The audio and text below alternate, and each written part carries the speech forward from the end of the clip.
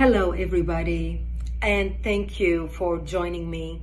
My name is Brigitte Gabrielle, and I wanted to share with you my story. I realized yesterday when I put a post about my background that many of my new followers and people who know me as a political commentator who's always commenting on political events and current events, that a lot of people have no idea about my background and why I am so passionate speaking the way I speak. But let me share with you my background, and you'll understand where this passion comes from, and why this week has been so difficult for me watching what's happening in the Middle East. You see, I was born and raised in Lebanon, which used to be the only majority Christian country in the Middle East. We were open-minded, we were fair, we were tolerant, we were multicultural. We prided ourselves on our multiculturalism. We had open borders. We welcomed everyone into our country because we wanted to share with them the westernization which we had created in the heart of the Middle East. Lebanon became Paris of the Middle East, banking capital of the Middle East. Unfortunately, all that began to change when we accepted a wave of refugees into our country, people who did not share our values, but wanted to use Lebanon as a launching pad to kill the Jews and drive them into the sea. Lebanon was the only country in the Arabic world that accepted the third wave of Palestinian refugees.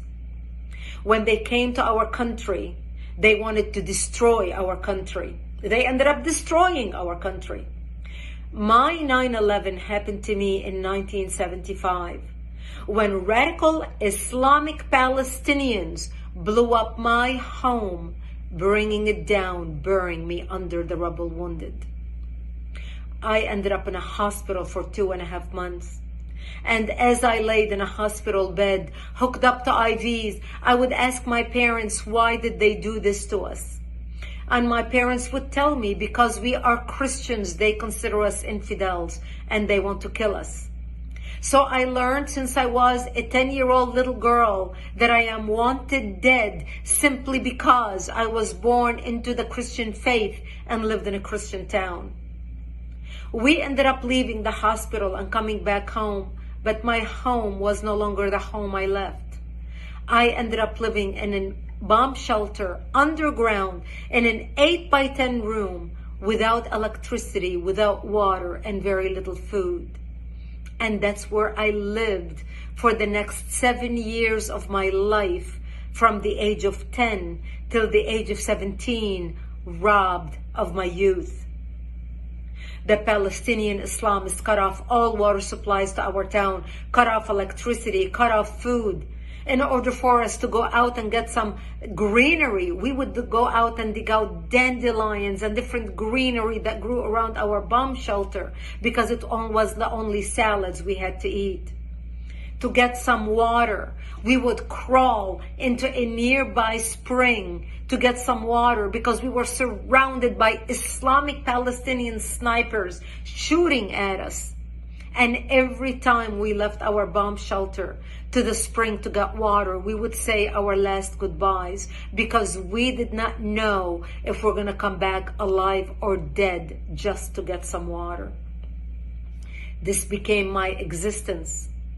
I remember a few years into the war, in the beginning we thought it's going to be a couple weeks, and then everybody's going to see the massacres that the Palestinians are doing to the Christians in Lebanon, how they put their heads together with the Muslims in Lebanon and declare jihad on the Christians, the massacres of children, the slaughter, even the crucifixion of Christian men on crosses. One of the famous city massacres was in the city of the Moor in Lebanon, where they massacred the whole town. This barbarism, this Palestinian barbarism is not new. My father would say, all the Christian nations are going to wake up and see what's happening to Lebanon, to the Christians, and they're going to come save us. But nobody came and the world forgot about us.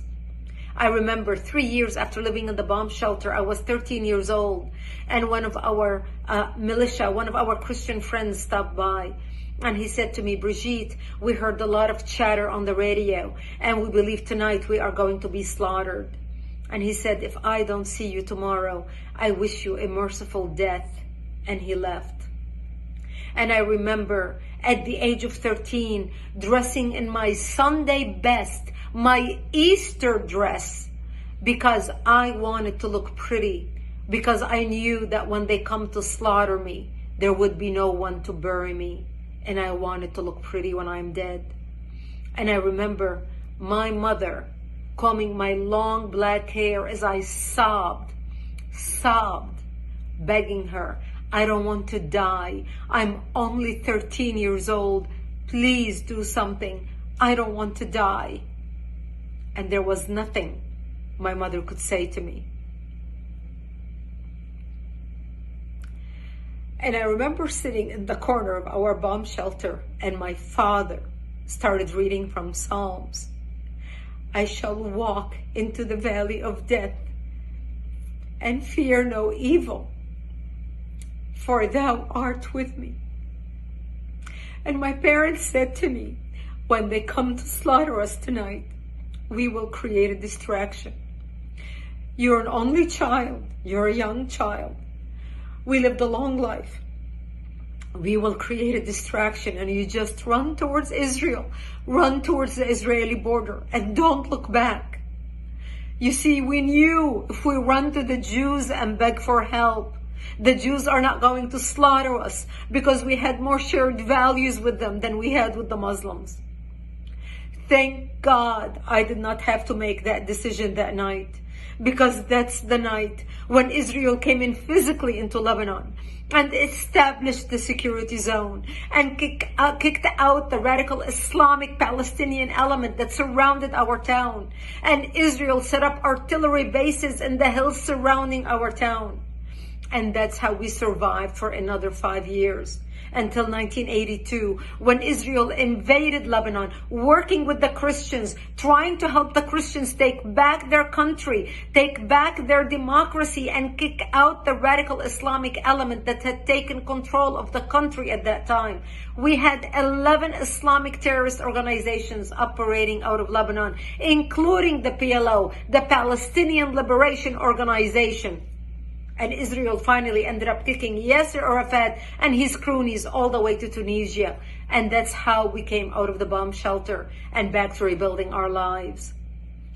I ended up moving to Israel in 1984 and becoming a news anchor for World News in the Middle East, covering world events, because I wanted to make it my life's mission to fight evil, to understand how can people hate so much to commit such atrocities.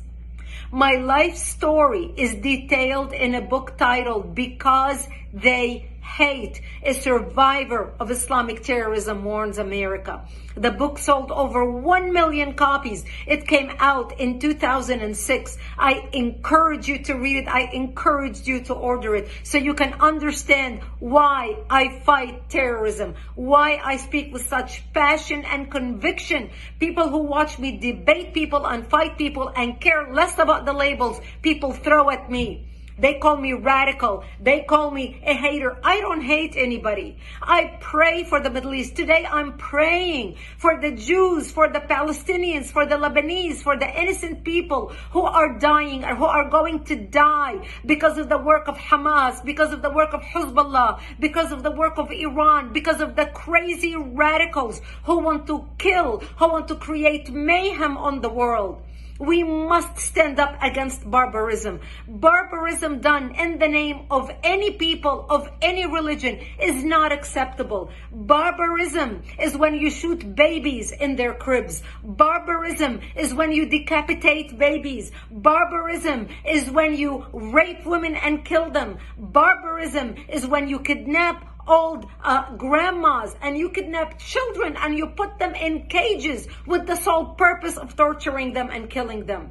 This is barbarism, unacceptable under any name, from any people, from any religion. That's why the good people need to stand up against terrorism, against Islamic terrorism. Because what starts in the Middle East doesn't end in the Middle East. What starts in Israel doesn't end in Israel. This is a war against between barbarism and civilization. This is a war between democracy and dictatorship. This is a war between goodness and evil. We either win or they win. We need to fight to win. We need to stand up with Israel to win. This is our fight and we must win it.